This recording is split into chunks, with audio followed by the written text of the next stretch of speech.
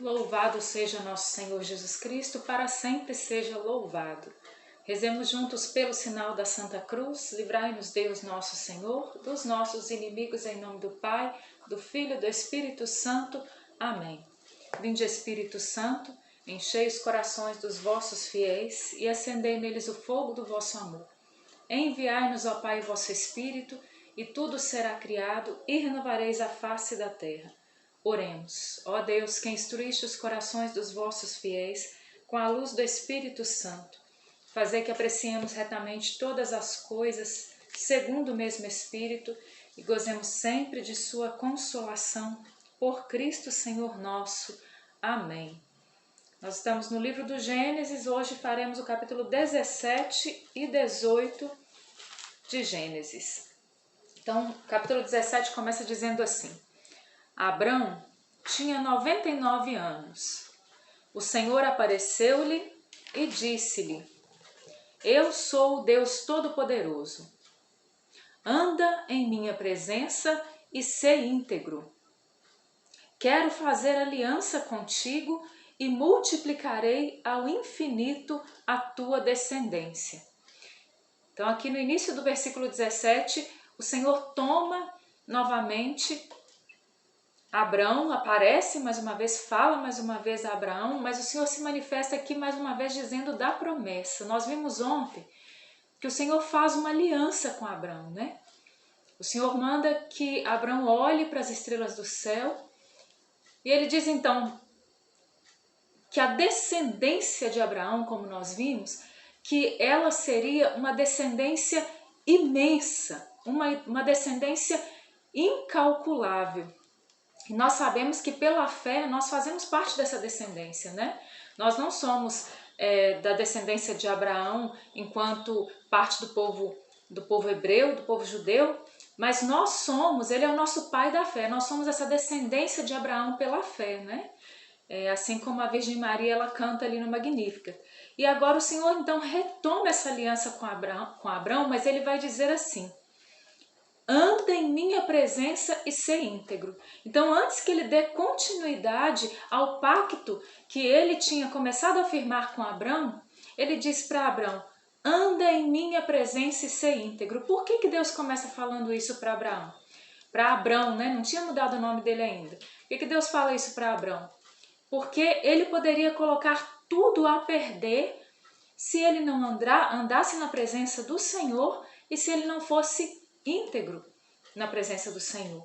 E aí ele diz: quero fazer uma aliança contigo, multiplicarei ao infinito a tua descendência. Abrão prostrou-se com o rosto por terra e Deus disse-lhe: eis, este é o pacto que faço contigo. Serás o pai de uma multidão de povos. De agora em diante não te chamarás mais Abrão, e sim Abraão, porque farei de ti o pai de uma multidão de povos. Então aqui Deus muda o nome dele, né? Abrão era o pai de um povo, significado, né, do nome Abrão. E ele nem tinha filho, né? Aqui entrou a história de Agar aí, e ele teve ali Ismael, mas não era ainda o filho da promessa. Mas Deus não diz para Abrão que ele será simplesmente o pai, o patriarca de um povo. Não. Deus diz que ele vai ser o pai de uma multidão de povos. Gente, o que Deus estava falando para Abraão?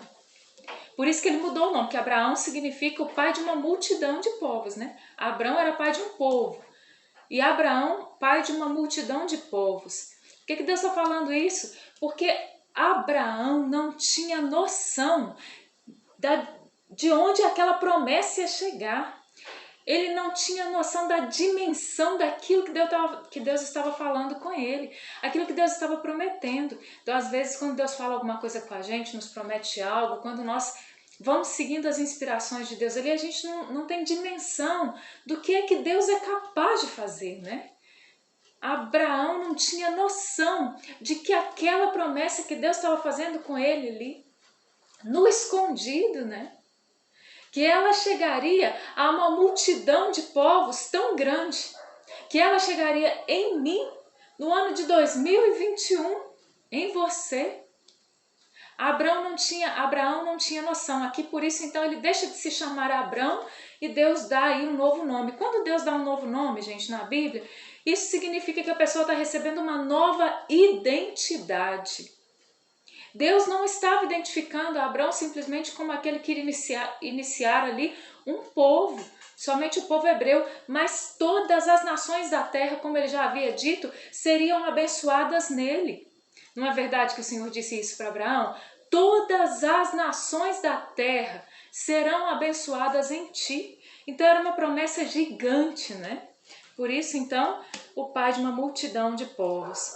Tornarei a ti extremamente fecundo. Farei nascer de ti nações e terás reis por descendentes. Gente, olha isso, farei de ti o pai de uma multidão. Tornarei extremamente fecundo, farei nascer nações, terás reis por descendentes. E foi como de fato aconteceu, né? Foi o que aconteceu. Faço aliança contigo e com tua posteridade. Uma aliança eterna, de geração em geração, para que eu seja o teu Deus e o Deus de tua posteridade. Por isso que nós que cremos, nós também somos enxertados aqui na descendência de Abraão. Por quê? Porque é a descendência daqueles que creem, a descendência daqueles que acreditam. E ele vai dizer então: darei a ti e aos teus descendentes depois de ti a terra em que moras como peregrino, toda a terra de Canaã em possessão perpétua, e serei o teu Deus. Deus disse ainda a Abraão: tu, porém, guardarás a minha aliança, tu e tua posteridade nas gerações futuras. Eis o pacto que faço entre mim e vós, e teus descendentes, e que tereis de guardar. Todo homem entre vós será circuncidado. Cortareis a carne como de vosso prepúcio, e isso será o sinal da aliança entre mim e vós. E aqui Deus anuncia então a circuncisão, né? Deus vai falar aqui com Abraão sobre a circuncisão, que depois foi sendo seguida, né? Desde Abraão aqui foi sendo seguida pelo povo hebreu, né? Foi sendo seguida pelo povo judeu ao longo da história desse povo. Mas é claro que como a gente leu já o Novo Testamento, a gente já viu toda a ressignificação disso, né?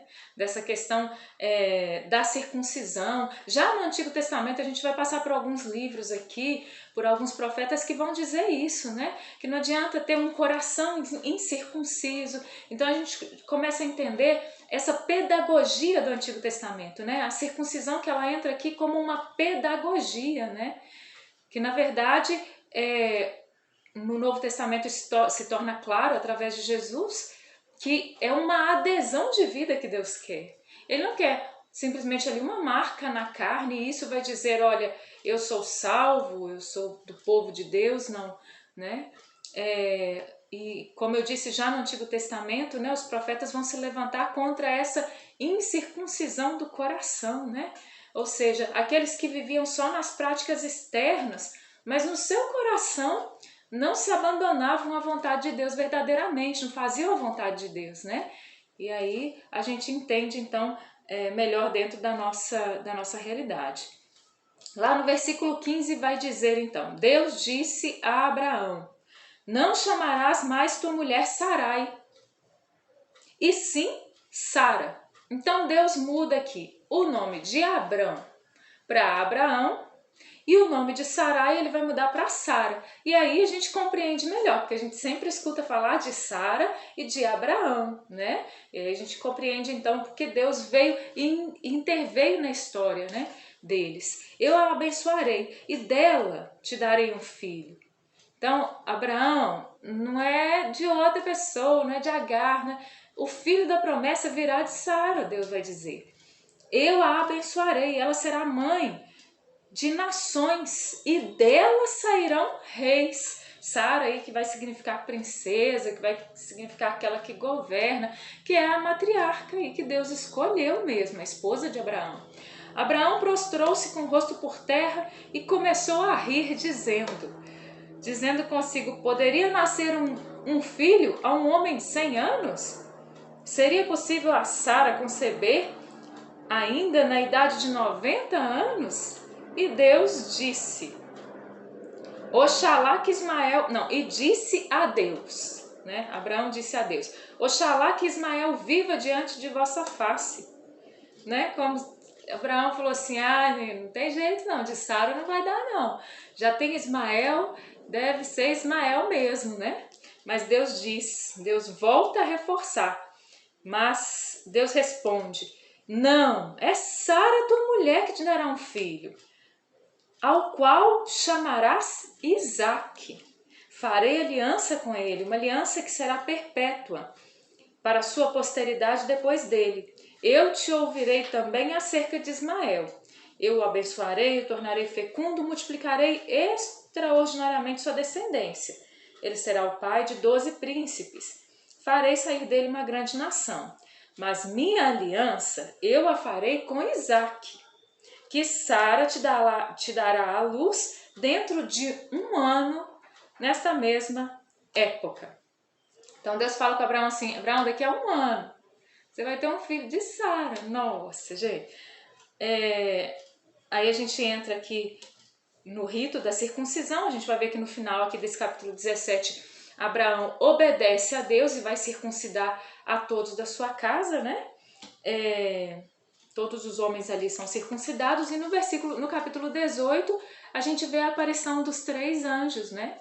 Os 3 anjos aqui, como a gente sabe dentro da teologia da igreja, né? Tem até um ícone da Santíssima Trindade, onde tem 3 anjos ali, esses 3 anjos aí fazendo essa analogia mesmo com a Santíssima Trindade. Então apareceram 3 anjos para Abraão. Vamos ler como é que foi. O Senhor apareceu a Abraão nos carvalhos de Mambré, quando ele estava sentado à entrada de sua tenda no maior calor do dia. Abraão levantou os olhos e viu 3 homens de pé diante dele. Levantou-se no mesmo instante da entrada de sua tenda, veio-lhes ao encontro e prostrou-se por terra. Meu Senhor, disse ele, se encontrei graça diante de vossos olhos, não passeis avante sem vos deterdes em casa de vosso servo. Vou buscar um pouco de água para vos lavar os pés. Descansai um pouco sob esta árvore. Eu vos trarei um pouco de pão, e assim restaurareis as vossas forças para prosseguirdes o vosso caminho. Porque é para isso que passastes perto de vosso servo. Então, Abraão que vai acolher aqueles 3 como peregrinos passantes por aí. Mas na verdade eram 3 anjos. Eles responderam, faze como disseste. Abraão foi depressa à tenda de Sara. Depressa, disse ele, amassa 3 medidas de farinha e coze os pães. Correu em seguida ao rebanho, escolheu um novilho tenro e bom, deu a um criado que preparou logo. Tomou manteiga e leite e serviu aos peregrinos juntamente com o novilho preparado, conservando-se de pé junto deles sob a árvore enquanto comiam. E disseram-lhe, onde está Sara, tua mulher? Ela está na tenda, respondeu ele. E ele disse-lhe, voltarei à tua casa dentro de 1 ano, a esta mesma época, e Sara, tua mulher, terá um filho. Então aqui, dizendo mais uma vez daquilo que a gente viu lá no capítulo 17, né? Mais uma vez aqui, então vai ser dito, voltarei à tua casa, o anjo diz, dentro de 1 ano, e a esta época, e Sara, tua mulher, terá um filho. Ora, Sara ouvia por detrás a entrada da tenda. Abraão e Sara eram velhos, de idade avançada, e Sara já tinha passado da idade. Eu já comecei a rir daqui, gente. Porque assim, Abraão já tinha rachado os bicos no capítulo 17, né? Abraão tinha rido até quando falou assim, que ele teria um filho de Sara. Ele velho como era, Sara estéril, velho. E aí vai dizer então, para falar que Sara era velha, aqui vai dizer assim, Abraão e Sara, né? Falar que eles eram velhos diz, Abraão e Sara eram velhos. Já era suficiente. Aí a frase continua, de idade avançada. Então eles eram velhos. Aí para reforçar disse, de idade avançada. E não satisfeito, o autor aqui vai dizer ainda, e Sara tinha já passado da idade, era velho, eles eram velhos, de idade avançada, e Sara já tinha passado da idade, para falar que era velho, velho, velho. Para falar que não tinha chance, que não tinha possibilidade. Ela pôs-se a rir secretamente. Já não é à toa que Abraão riu e que Sara riu também, né, gente? Velha como sou, disse ela consigo, conhecerei ainda o amor? E o meu Senhor também já é entrado em anos. O Senhor disse a Abraão, por que se riu Sara, dizendo, será verdade que eu teria um filho velha como sou? Aí o Senhor vai perguntar para Abraão, né? Por que Sara está rindo? Não sei porque que ela está rindo, né? Eu não sou Deus. Ali através da manifestação dos anjos, né? Será isso porventura coisa muito difícil para o Senhor? Em um ano, a esta época, voltarei à tua casa e Sara terá um filho. Sara protestou, eu não ri. Ainda vai falar mentira, né, Sara? Misericórdia. Disse ela, pois tinha medo. Mas o Senhor disse-lhe, sim, tu riste, né? Mas não criou muito caso por causa do riso de Sara, não. Manteve ali a palavra que dentro de um ano ela estaria grávida. E o versículo 14 vai dizer, será isso, porventura, uma coisa muito difícil para o Senhor? E aí você pode pensar nos seus impossíveis, né? Aquilo que você vive, que você fala assim, ah, Deus, não vai dar, né? Não sei se você vive isso, mas eu vivo situações assim. Eu olho e falo assim, Senhor, diante das atuais circunstâncias, isso que o Senhor prometeu não vai ter jeito, não. Não vai rolar, Senhor. Não vai dar certo. Mas ao mesmo tempo, nós temos que nos colocar diante de Deus e com a convicção de que se Deus diz, Deus é capaz de fazer. E se nós formos colaboradores da graça, se nós colaborarmos com a graça de Deus, se nós acreditarmos de todo o nosso coração, as graças e as promessas de Deus, elas vão acontecer, porque Deus é Deus, Ele não é homem para mentir, né? Os homens levantaram-se e partiram em direção de Sodoma, e Abraão os ia acompanhando. O Senhor disse então, acaso poderei ocultar a Abraão o que vou fazer? Gente, eu achei isso aqui fenomenal. Os três homens ali, né, que eram anjos, na verdade, levantaram-se e partiram em direção a Sodoma, e Abraão foi acompanhando esses homens, mas o que o Senhor disse foi o que mais me chamou a atenção. O Senhor diz assim, acaso poderei ocultar a Abraão o que vou fazer? Meu Deus, Abraão era amigo de Deus. Abraão era amigo de Deus, né? Será que Deus pode falar assim de mim, de você, né? Olha, será que eu posso ocultar isso que eu vou fazer de Charlene? Será que eu vou ocultar dela? Qual que é seu nome? O Senhor dizendo, né? Oh, gente, eu fico aqui, olha, com o negócio na mão aqui. Mas será que o Senhor olha e fala assim, eu não posso ocultar isso de fulano, de fulana, você que está acompanhando esse vídeo, né? O Senhor revela o coração dele, o Senhor revela aquilo que ele vai fazer, o Senhor revela tantas coisas, por isso que é importante orar, né? Porque na oração nos vêm as revelações muitas vezes, né? Claro, nós precisamos passar pelo crivo do discernimento, né? Porque através do discernimento dos espíritos a gente vai compreender se aquilo não é da nossa carne, né? Da nossa cabeça, se aquilo não é muitas vezes até do inimigo de Deus ou se aquilo é de Deus, né? Realmente. Mas passando por esse crivo, nós temos que ter a convicção de que Deus fala e que nós precisamos nos exercitar a ouvirmos a Deus. Precisamos fazer o exercício da escuta, né? E precisamos buscar a Deus através da oração. Pois que Abraão deve tornar-se uma nação grande e poderosa, Deus diz, e todos os povos da terra serão benditos nele, né? Eu o escolhi para que ele ordene aos seus filhos e à sua casa depois dele, que guardem os caminhos do Senhor, praticando a justiça e a retidão, para que o Senhor cumpra em seu favor as promessas que lhe fez. O Senhor ajuntou, é imenso o clamor que se eleva de Sodoma e Gomorra, e seu pecado é muito grande. Eu vou descer para ver se as suas obras correspondem realmente ao clamor que chega até mim. Se assim não for, eu saberei. Os homens partiram, pois, na direção de Sodoma, enquanto Abraão ficou na presença do Senhor. Abraão aproximou-se e disse: fareis o justo perecer com o ímpio? Talvez haja 50 justos na cidade. Os farão perecer? Não perdoaríeis antes a cidade em atenção aos 50 justos que nela poderiam encontrar? Então Deus vai falar assim, olha, os pecados de Sodoma e Gomorra estão clamando ao céu, né? Sodoma e Gomorra estavam ali se entornando no pecado, se esbaldando no pecado. E Deus, então, Ele vai fazer justiça, né? Diante dos pecados de Sodoma e Gomorra. Mas Abraão se coloca diante de Deus aqui e começa a interceder em favor dos justos. E Abraão começa dizendo então, Senhor, mas se lá tiver 50 justos, Senhor, o Senhor que é justo, o Senhor vai destruir a cidade por causa dos 50 justos que estão lá? E aí Deus diz, não, Abraão, eu não vou destruir se lá houverem 50 justos. E Abraão continua em oração ali, intercedendo, né, em favor dos justos que haviam naquela cidade.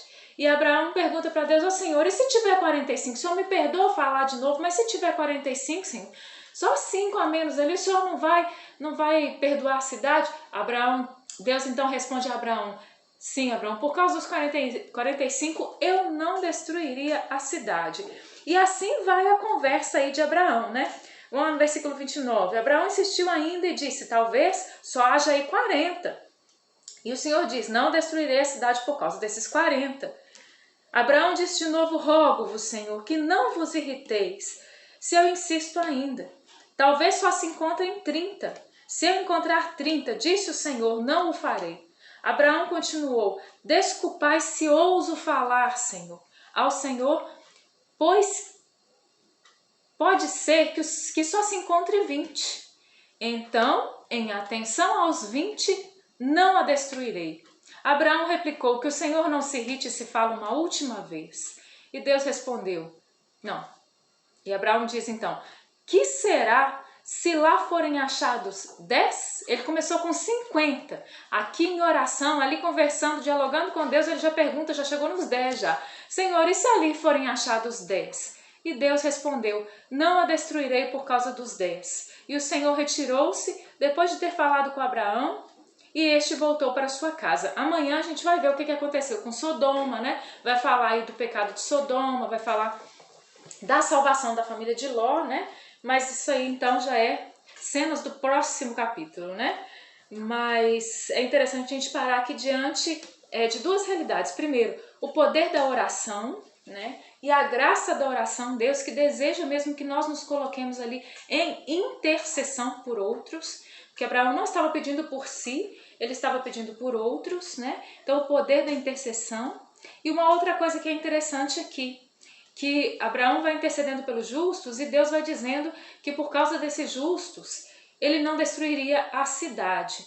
Então não se canse da sua justiça, meu irmão, se você tem lutado para ser uma pessoa justa, se você tem lutado para viver conforme a graça de Deus, não se desanime, porque Sodoma e Gomorra que está ao seu redor está inteira indo para o brejo, né? Interceda pela conversão dos irmãos, interceda para que as pessoas se salvem, mas não se desanime de lutar, que tem gente que vê que os outros não estão lutando e que os outros estão se chafurdando no pecado, vai lá e vai também se chafurdar no pecado. Você vai ganhar o que com isso? Né? Vai ganhar o que? Os outros pecaram contra você, aí você fala, vou descontar, vai ganhar o que com isso? Né? Nós não vamos ganhar nada com isso, vamos continuar firme no propósito, tendo diante de nós a graça de Deus e a fidelidade de Deus que nunca nos abandona. Rezemos juntos, Ave Maria, cheia de graça, o Senhor é convosco. Bendita sois vós entre as mulheres e bendito é o fruto do vosso ventre, Jesus. Santa Maria, Mãe de Deus, rogai por nós, pecadores, agora e na hora da nossa morte. Amém. Glórias ao Pai, ao Filho e ao Espírito Santo, como era no princípio, agora e sempre. Amém. Louvado seja nosso Senhor Jesus Cristo, para sempre seja louvado.